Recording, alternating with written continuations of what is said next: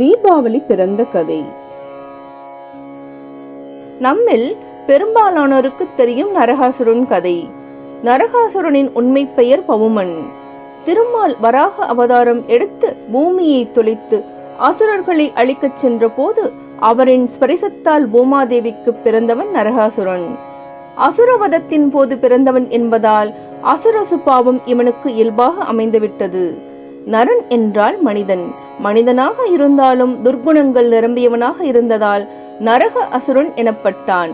அப்பெயரே நரகாசுரன் என்றானது.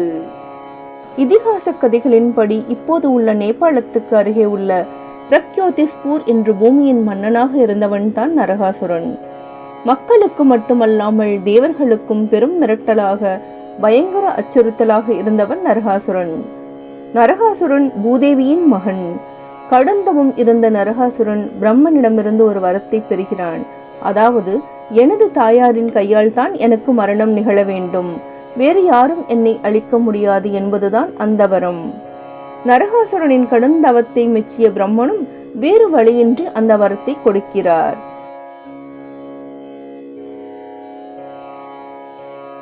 அதன் பிறகு அவனின் அட்டகாசம் அதிகரிக்க ஆரம்பிக்கிறது. நரகாசுரனின் கொட்டம் நாளுக்கு நாள் அதிகரித்து போனதை அடுத்து அனைத்து கடவுள்களும் ஒன்று சேர்ந்து மகாவிஷ்ணுவை சந்தித்தனர். நரகாசுரனை அழித்து அவனிடமிருந்து தங்களுக்கும் மக்களுக்கும் விடுதலை தர வேண்டும் என்று முறையிட்டனர். அனைத்து கடவுள்களும் வந்து முறையிட்டதால் நேரடியாக மகாவிஷ்ணுவே களம் இறங்குகிறார். மகாவிஷ்ணு ஒரு தந்திரம் செய்தார். நரகாசுரன் பெற்ற வரம் குறித்து அறிந்த மகாவிஷ்ணு தனது ரத சாரதியாக மனைவி சத்யபாமாவை அழைத்துக் கொண்டு கிளம்புகிறார். இவர் பூதேவியின் மறு உருவம். நரகாசுரனுக்கும் மகாவிஷ்ணுவுக்கும் இடையே கடும் சண்டை தொடங்க ஆரம்பிக்கிறது. நரகாசுரன் மகாவிஷ்ணு மீது அம்பு எய்தினான். இந்த அம்பு பட்டு அவர் மயக்கம் அடைவது போல கீழே விழுந்தார். இதை பார்த்த சத்யபாமா கோபமடைந்து நரகாசுரனை போருக்கு அழைத்தார். சத்யபாமா பூமியின் அவதாரம் என்று உணராமல் அவரோடு நரகாசுரன் போர் செய்தான். அன்னையின் அம்புக்கு வலியாகி சரிந்தான். அப்போதுதான் அவனுக்கு சத்யபாமா தனது தாய் என்று தெரிந்தது. அவரிடம், அம்மா, நான் மறைந்த இந்நாள் மக்கள் மனதில் நிற்க வேண்டும்.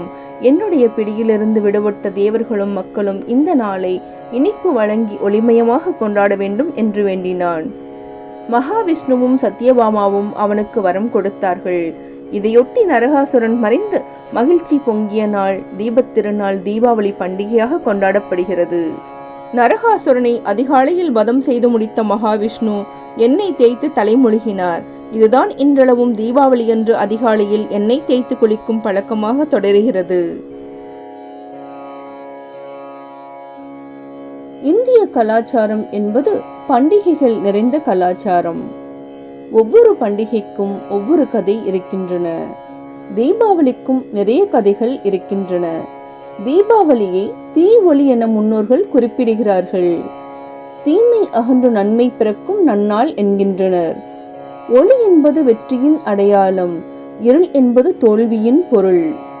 தீபாவளி பண்டிகை தீமையின் வடிவான அசுரர்களை கடவுளின் அவதாரம் அளித்ததால் உருவானது என்கின்றன இந்து புராணங்கள். இப்போது கூட இந்தியா மட்டுமன்றி லங்கை, நேபாளம், மியான்மர், சிங்கப்பூர், மலேசியா, வங்கதேசம் உள்ளிட்ட நாடுகளிலும் இந்த பண்டிகையை மக்கள் சிறப்பாக கொண்டாடுகிறார்கள்.